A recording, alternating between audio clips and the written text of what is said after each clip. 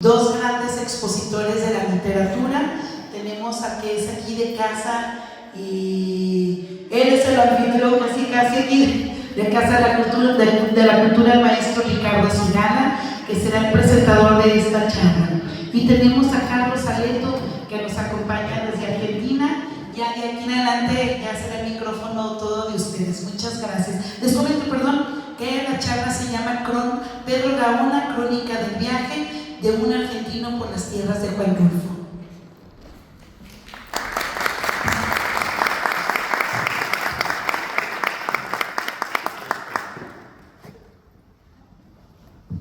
Sí, bueno. Buenas noches. Buenas noches. Es un gusto estar aquí con ustedes y es un privilegio compartir esta mesa con Carlos Aleto. Y bueno, me tocó el papel de ser anfitrión como acaba de decir Yuri. Y pues simplemente mi papel va a ser el de introducir al escritor, presentárselos. Seguramente algunos ya lo conocen, pero voy a proceder como si no. Así que, como soy muy dado a divagar, escribí un pequeño texto para presentar a Carlos. Quiero decir que pues hasta hace pocas semanas yo no conocía a Carlos, no sabía de su trabajo ni nada, pero Alejandro Barragán me habló de él y me pidió que sí podía hacer esta presentación. Y bueno, hay muchas cosas en común, muchos intereses comunes que hacen que uno se siente en confianza. Lo primero es pues compartir el oficio. Somos licenciados en letras, somos aferrados, creemos en la profesión y vivimos de ella, pero además aquí está nuestro gurú de los horóscopos, somos Capricornio los dos. Festejamos nuestros cumpleaños con un día de diferencia.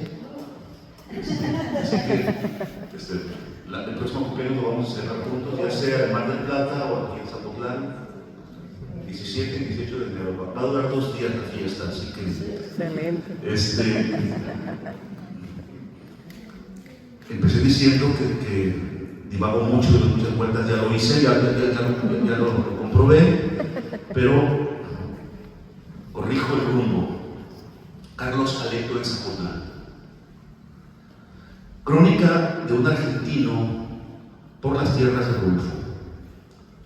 Así es como ha decidido titular su charla literaria en Zapotlán el escritor Carlos Aleto. Hace unas semanas, Alejandro Barragán, el presidente que lee, como lo bautizó Marco Antonio Campos en su visita a Zapotlán en 2021,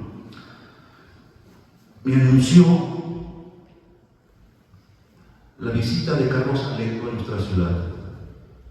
Más que eso, me pidió que lo presentara. Claro que acepté gustoso. Siempre es una emoción recibir escritores en esta región marcada por la cultura de una manera misteriosa. Cuando comencé a tener información sobre Carlos, imaginé la charla que pudiéramos tener con él en Zapotlán. Primero pensé, pues soy un sentimental asaeteado por esa pasión popular, que podríamos conversar sobre el papel del fútbol en la idiosincrasia argentina. Pues Carlos Aleto escribió una novela que ha titulado 11 segundos, basada en el tiempo que le tomó a Maradona anotar el segundo gol a Inglaterra en aquella tarde mítica de 1986 en el Estadio Azteca. Pues sabemos que esta historia es mucho más que fútbol para la Argentina.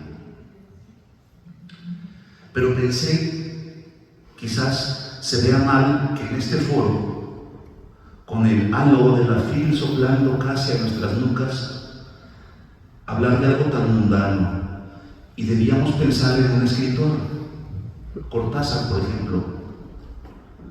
Cortázar podría haber sido también un buen tema, porque Cortázar también es importante para nosotros. Y no solo lo digo como un buen gesto de anfitrión amable o condescendiente.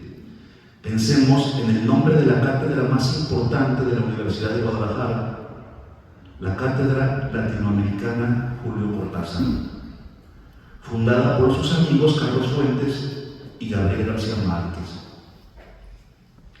Pero eso está en Guadalajara, no en Zapotlán. Pongamos, para ser más precisos y más cercanos, la relación que quizás pocos sepan tuvo Juan José Arriola con Cortázar.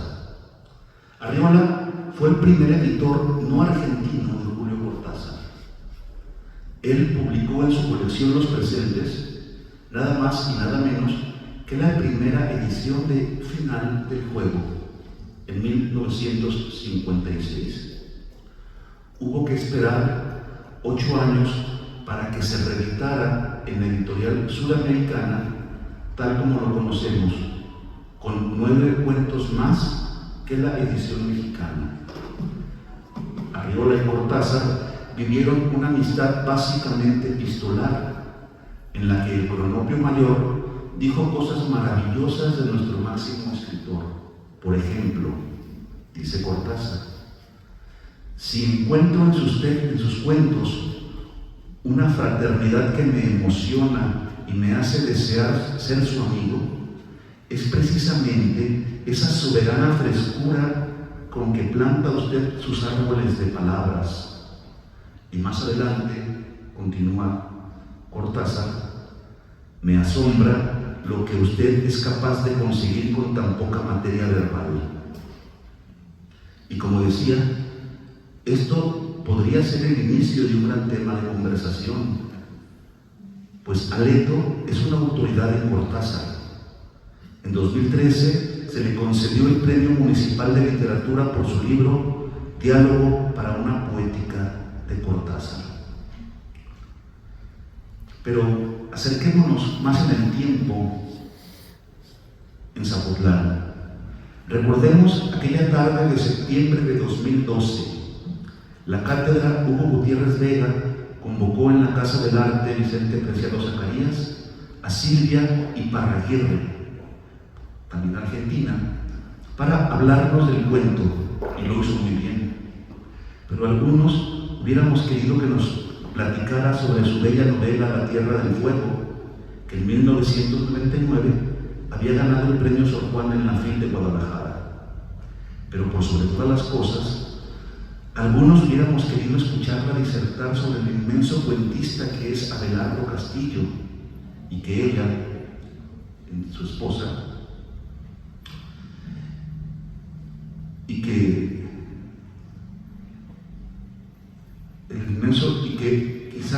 ella, quizás por pudor, evitó todo el tiempo. Pensé que Carlos Aleto podría conversar sobre ese autor casi secreto que escribió cuentos tan memorables como El hacha pequeña de los indios o La madre de Ernesto, porque Aleto escribió sobre el papel de Abelardo Castillo en el periodismo cultural.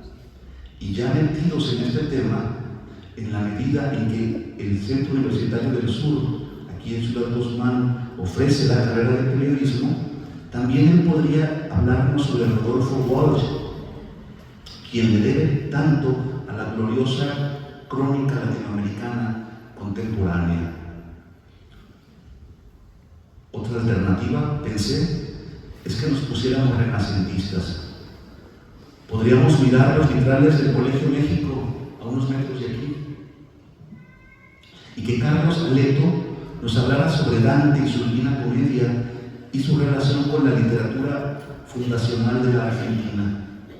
Pues recordemos que en 2009 obtuvo el premio Dante en América del Consorcio de Universidades Italianas. ¿O qué tal si nos habla de la vida y obra del célebre anatomista Andrés Besalio y de paso de las pinturas de Bruegel y el Bosco, que ocupan un lugar central en su novela Anatomía de la Melancolía, por la cual recibió elogios de escritores de la talla de Noé Dietrich, Ana María Schwab y Ricardo Piglia. Como podemos observar, nuestro autor es una especie de Aleph multitemático. Por eso no es extraño que también haya escrito un libro titulado Capítulo Borges. Por supuesto, Carlos Aleto es también cuentista, un buen cuentista. Es autor del libro Antes de Perder, de 2010. Sin embargo, ya desde el año 2000 había obtenido el primer lugar en la Bienal de Arte Joven por 2 de sus trabajos, en 2008. Y en 2008 el premio de cuento Clarín, en el cual compitió con más de 6.500 participantes. ¿Cómo se inserta Rulfo y su estética, su poética, su paisaje en el complejo mosaico que es la obra y la vida del escritor argentino Carlos Aleto? La respuesta a esta pregunta seguramente la tendremos esta noche, cuando el autor presente su charla titulada Crónica de un argentino por tierras de Rulfo. Bienvenido, maestro.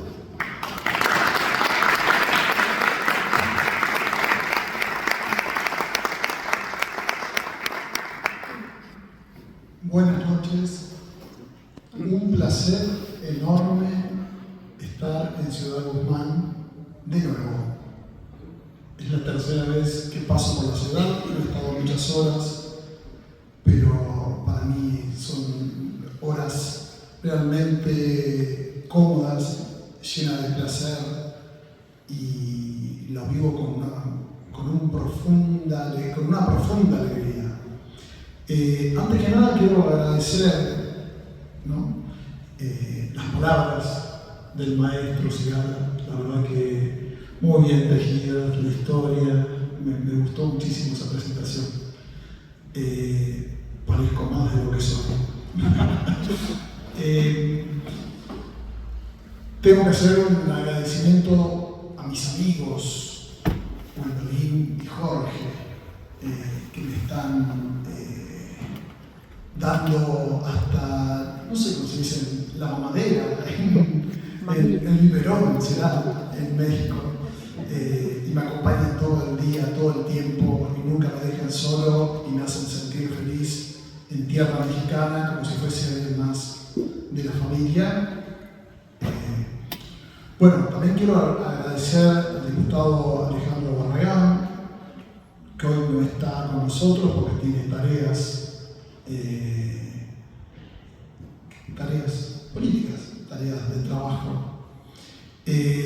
A Yuri Hermosillo, la verdad que muy bien toda la gestión, el contacto. Bueno, agradecer a todos los jaliscienses, y esta es, como dije, la tercera vez que hago este recorrido por esta región, y que me siento realmente en casa y volviendo otra vez a las tierras que uno veía con los ojos de Juan Rulfo allá hace tiempo. Como dijo acá el maestro, tengo mi última novela, se llama 11 segundos, que le mostré mientras él hablaba, ¿no? En esta novela hay mucho, sí, hay fútbol, hay mucha literatura, hay mucho de mi vida.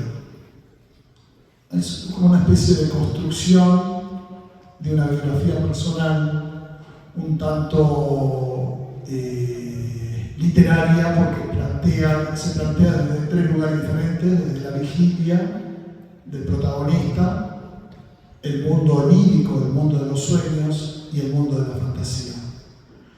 Y en esta novela la menciono porque está en esos 11 segundos, que es el gol, lo que tarda en hacer Diego en tierras mexicanas, en el Estadio Azteca, el gol a los ingleses, que para nosotros fue un gol histórico, épico. Es más, la tercera parte de la novela se llama La Maradoneida, es decir, la épica de Maradona frente a los ingleses. Pensemos en esto. Nosotros veníamos de la guerra de Malvinas, 1982, y una guerra que fue después de una dictadura militar.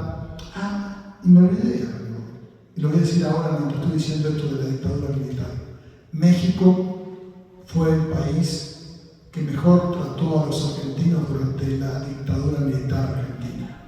Fue un país donde los exiliados se sintieron como en su casa, como yo me siento. Y quiero agradecerle eso a todos los mexicanos, el trato que tuvieron con los argentinos. Yo era muy joven, estuve en Argentina, vi lo que fue la dictadura, lo cuento un poquito acá. La vi al costado, pero fue muy dura para los intelectuales argentinos que no pensaban como los militares, pero todos los intelectuales argentinos casi, muy pocos se alinearon detrás de la dictadura. Bueno, después de la dictadura militar, o sobre los finales de la dictadura militar, o como consecuencia de la derrota de la guerra de Malvinas contra los ingleses, viene 4 años después a jugar Argentina contra Inglaterra, ese histórico partido en el Estadio Azteca, el 22 de junio de 1986. Durante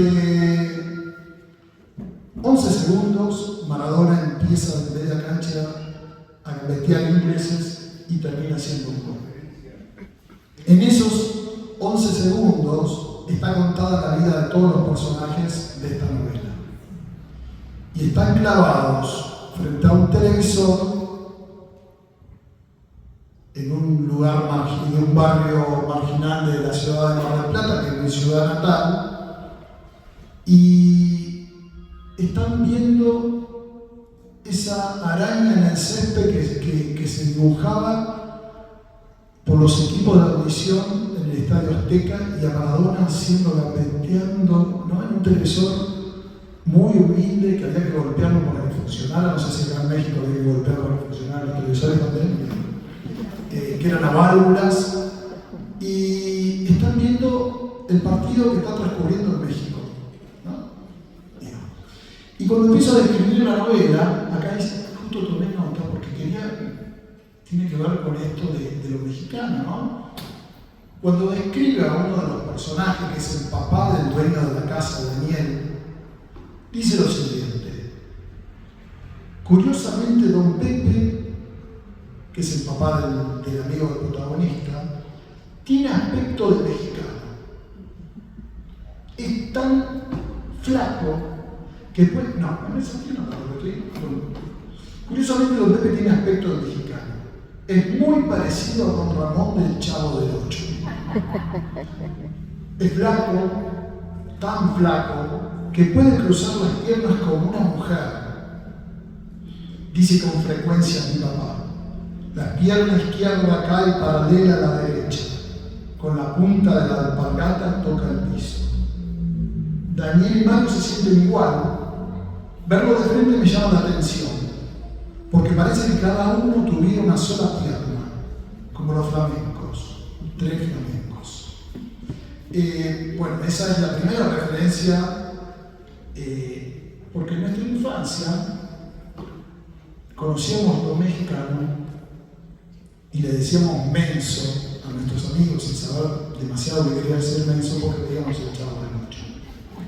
En nuestra infancia, estoy hablando, yo soy del año 67, voy a cumplir 58 años, aunque me cueste pensarlo y creerlo, pero voy a cumplir 58 años.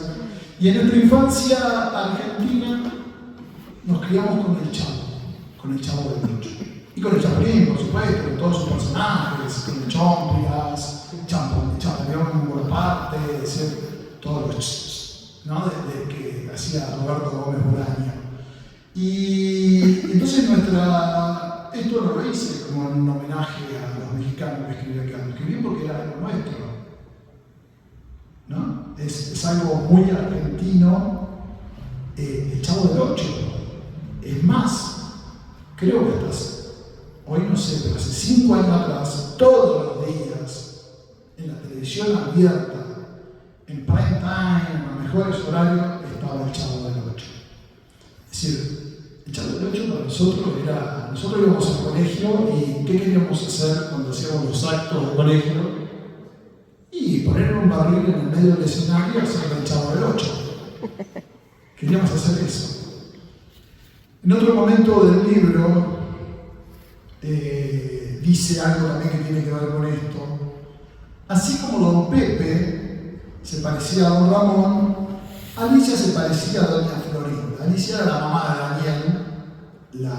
Son dos amigos, digamos, Daniel y el gordo, que tiene mi apellido, el gordo Aleto, que quiere ser escritor y el otro quiere ser futbolista. Los dos se prometen, si el día de mañana uno de los dos triunfa en la vida y se hace millonario. Hoy en Argentina somos millonarios porque ganamos millones, pero los millones nos hacen muy pobres porque no alcanza para nada. Pero si uno de los dos era millonario, iba a ir a rescatar al amigo.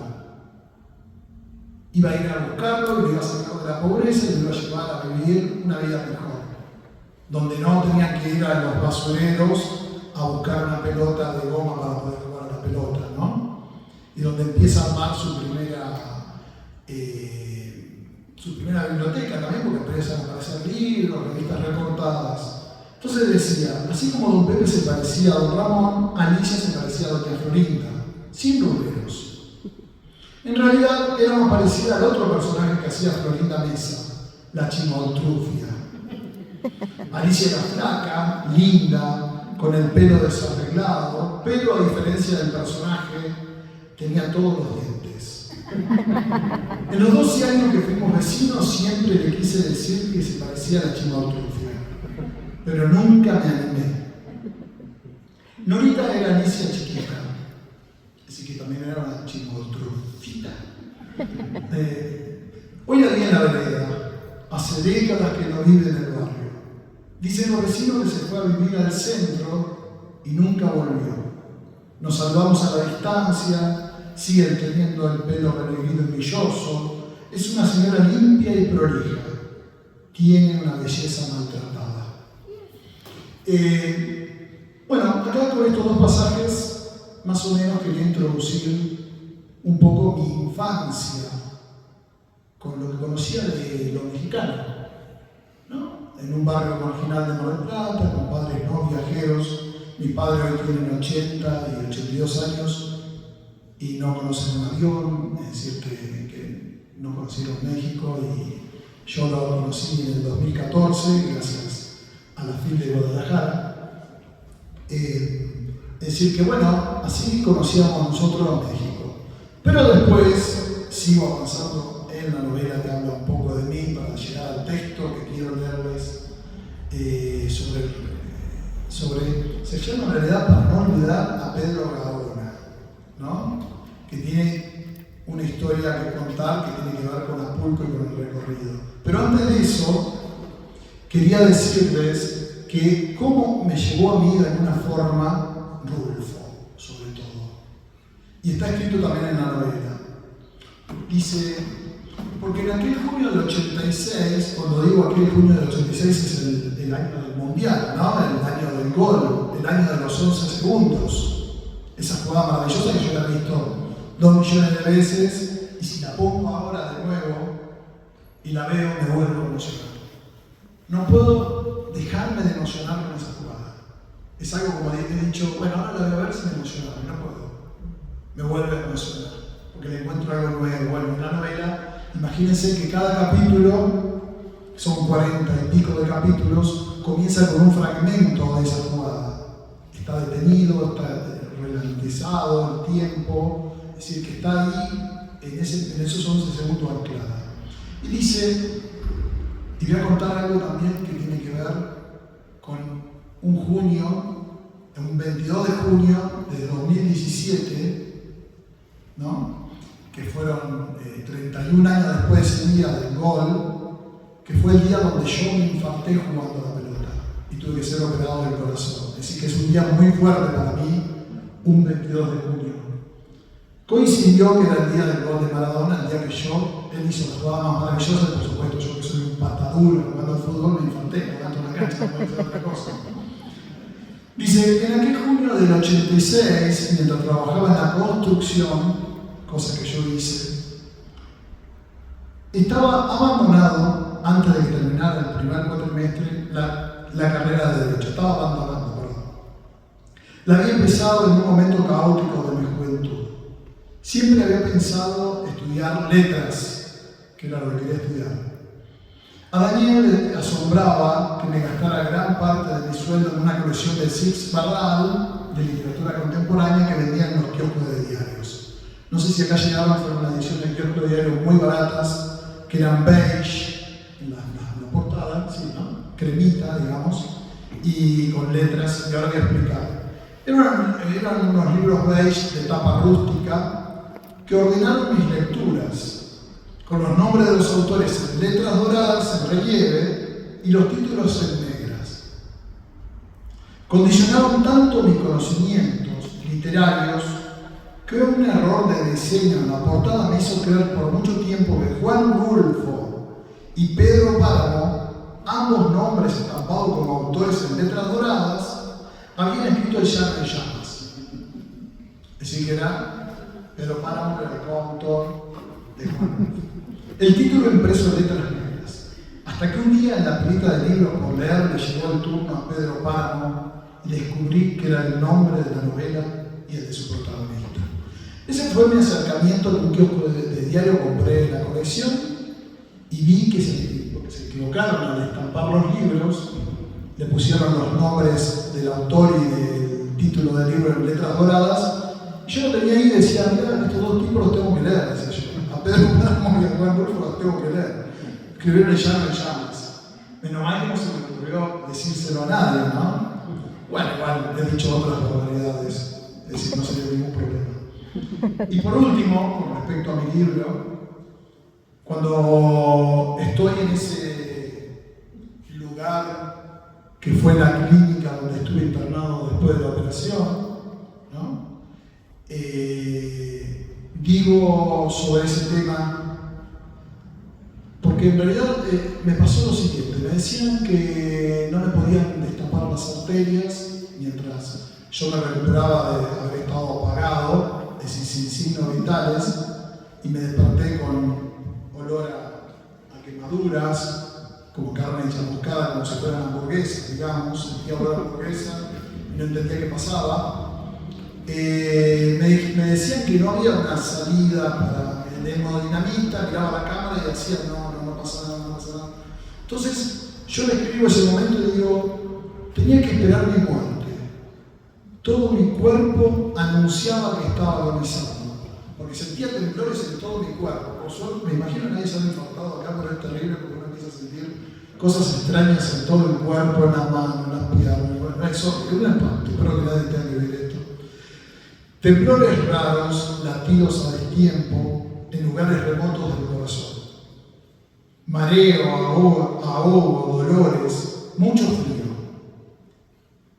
Pensé en la muerte de Pedro Páramo. Luego de enterrar a Susana San Juan, el caudillo de Comala se fue muriendo por partes, sentado en su viejo equipal. Primero su mano izquierda, luego se fue desmoronando como si fuera un montón de piedras. Morir por amor. ¡Qué mierda! Muy poco romántico. Y bueno, de esa forma, de a poco, como voy contando en mi novela, que tiene mucho, como decía, de autobiográfico, voy contando esa relación que tengo con los mexicanos. Quería un poco compartirlo con ustedes, esta experiencia, ¿no? En el 2014, cuando estoy invitado a la FIL de Guadalajara, porque Argentina fue país invitado de honor, y como entraban distintas capas de autores, los autores de primera línea, los autores de segunda línea, los autores... Es decir, esa vez me tocó, ¿no? Me tocó estar entre los invitados a la FIL del 2014. Para mí dije, bueno, la verdad que fue algo maravilloso. No solo porque conocí a Jorge y a Wendo, sino por un montón de otras cosas. Y descubrí y recorrí e hice el recorrido rulfiano que yo quería hacer, que había soñado hacer toda mi vida. Partiendo de Guadalajara, le propuse a Maripaz y a Irma, otras dos amigas mexicanas, le propuse hacer ese recorrido y enseguida no sé si me han tocado buenos mexicanos o son todos muy buenos. Enseguida aceptaron y me dijeron, sí, ¿cómo no vamos a ir? Vamos. Y se subieron al carro, al auto del coche que teníamos nosotros, y le hicieron ese recorrido. Y un poco de eso se trata este texto que escribí, que durará unos, no quiero aburrirlo, 10-15 minutos, ¿no? Pero lo escribí también porque yo también, como verán, como habrán visto, soy de... Nosotros creo que todos los novelistas, los que escriben, somos de irnos por las ramas un poco. Entonces lo escribí y lo traje escrito. Igual eso no quiere decir que en algún momento de freno me vaya por las ramas, así que eso puede pasar. Pero no, espero que no. Y el título es Para no olvidar a Pedro Gaona, porque es un personaje, como verán en el texto, que para mí se me presentó muy rulfiano y en Apulco, que es la ciudad, creo que todos deben saber acá, que es la ciudad donde nació Juan Rulfo, más allá de que esté en disputa el tema de su origen, lo dice Pedro Páramo, lo dice Juan Rulfo en una entrevista muy importante que él hace, de las pocas que hace, que ahora la voy a mencionar. Entonces, como bien dijo el maestro, se llama Crónica de una Argentina por las tierras de Juan Rulfo. Me di cuenta que del viaje estaba de más y estaba muy bien corregido. Es decir, que es Crónica de una Argentina por las tierras de Juan Rulfo, para no olvidar a Pedro Gaona. ¿Qué pájaro es ese? Le pregunté a Irma, una de las amigas mexicanas que se habían ofrecido a acompañarme para descubrir la casa donde nació Rulfo. Nos detuvimos en el auto en un descanso natural entre Sayula y San Gabriel, lugares que para ustedes es un lugar son muy conocidos, pero para nosotros eran lugares remotos, ¿no? Junto al camino serpenteante, en lo más alto del cerro, al borde del precipicio. Irma no me escuchó. Maripaz, ya cansada de mis preguntas desde que habíamos salido de Guadalajara, respondió al pasar: es un sopilote. Su tono seco dejaba claro que no quería más preguntas. Luego siguió conversando con Irma, quien fotografiaba un cactus seco desde distintos ángulos, comentando que a pesar de su apariencia, no había perdido ni su forma ni su vigor. Mientras ellas se entretenían, yo observaba el vuelo hipnótico que dibujaba el pájaro sobre el celeste del cielo. Hacía algunos años que había visto en Pedro Páramo, como un sopilote y solitario se mecía en el cielo. Había visto en Pedro Páramo, pero yo no había visto ninguna película, por supuesto. Yo, al borde del abismo, lo miraba con mis otros ojos, no los de la imaginación, sino los que Juan Rulfo me había dado para ver estas cosas. Porque así como Juan Preciado, el protagonista de su novela, miraba Comala con los ojos de su madre, yo observaba el vuelo en círculo del sopilote, bajo el cielo de la llanura jalisciense, cerca de donde había nacido el escritor.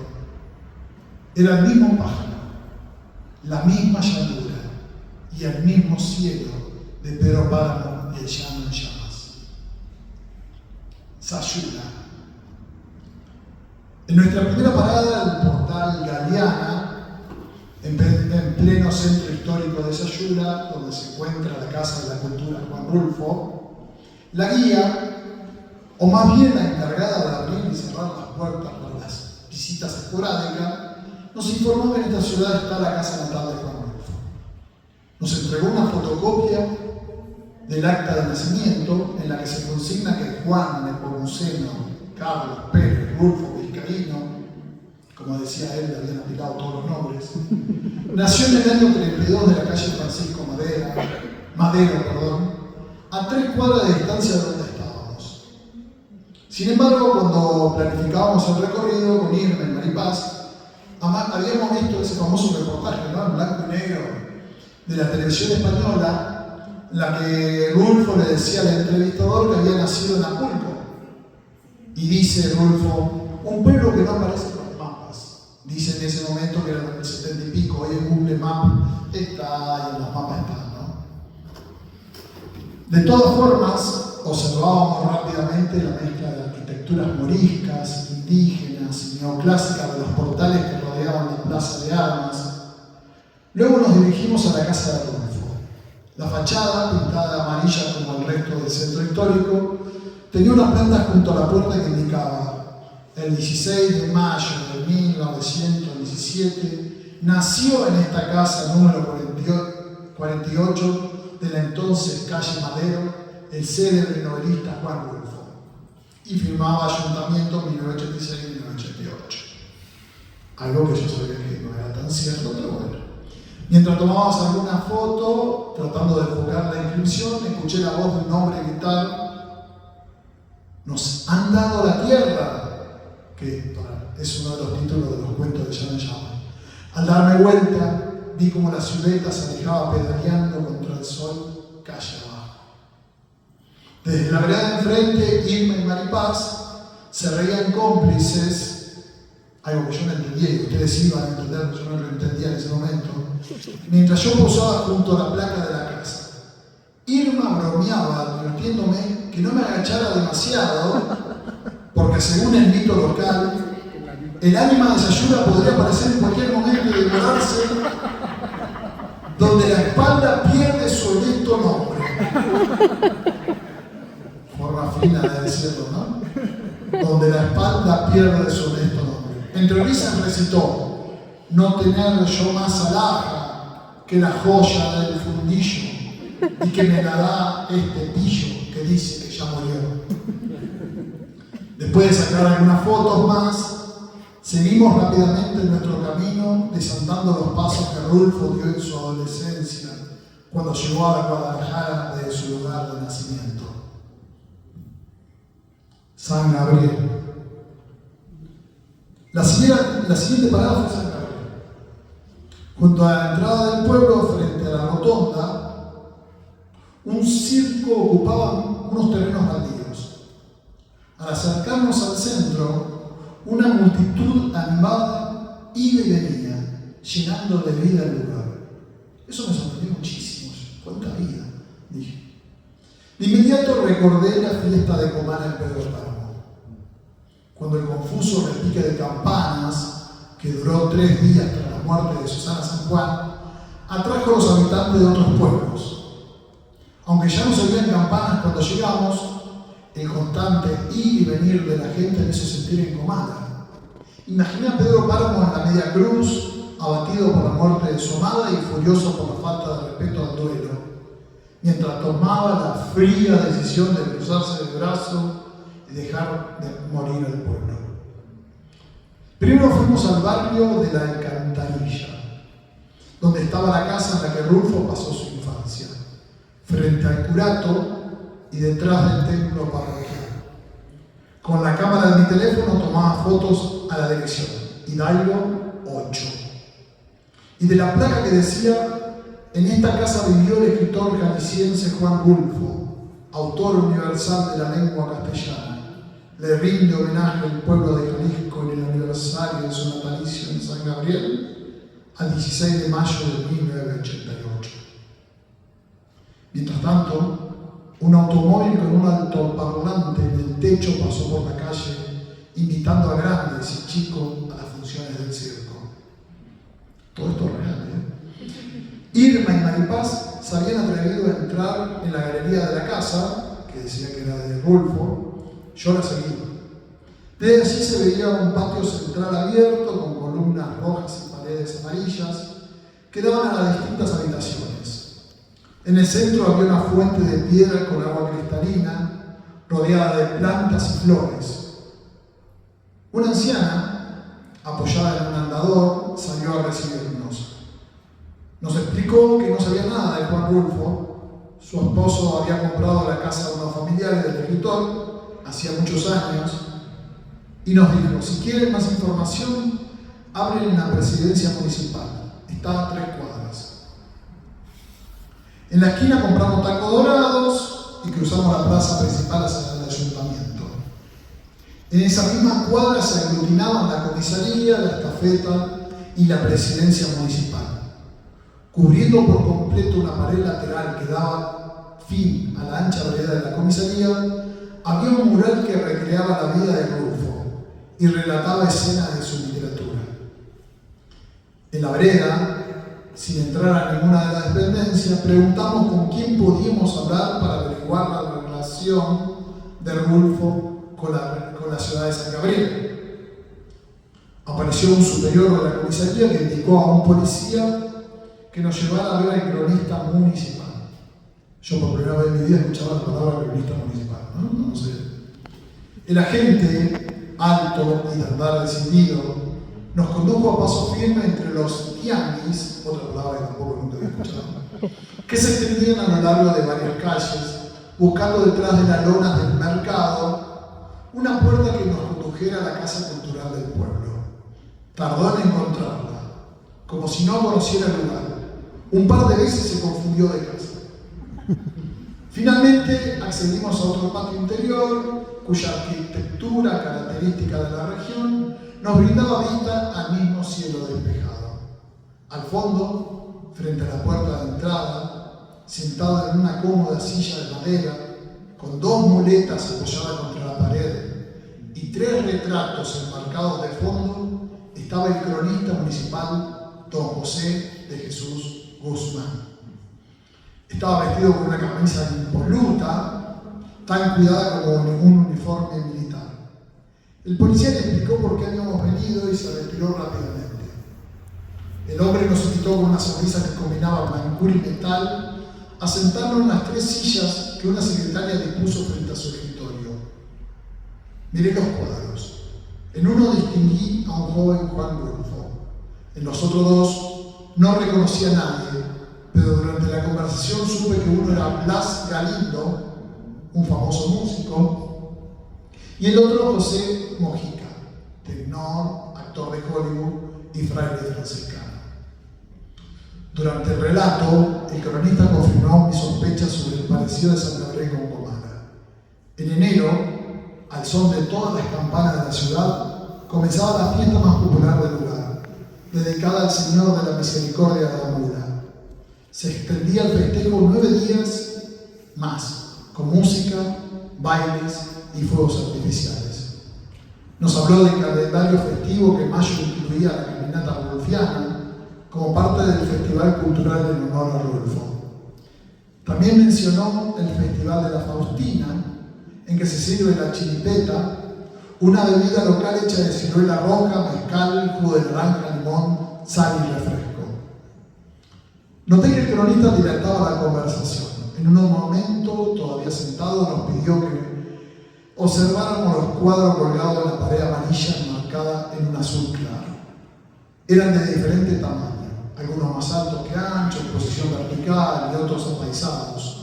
Las fotografías en blanco y negro mostraban grupos de personas, retratos individuales y escenas de eventos históricos o familiares. Mientras nos hablaba, relataba la historia detrás de las festividades y los personajes retratados. De reojo, vi que con cierta dificultad se calzaban las muletas apresuradamente, distrayéndonos como un mago que intenta desviar la atención para que no lo observáramos.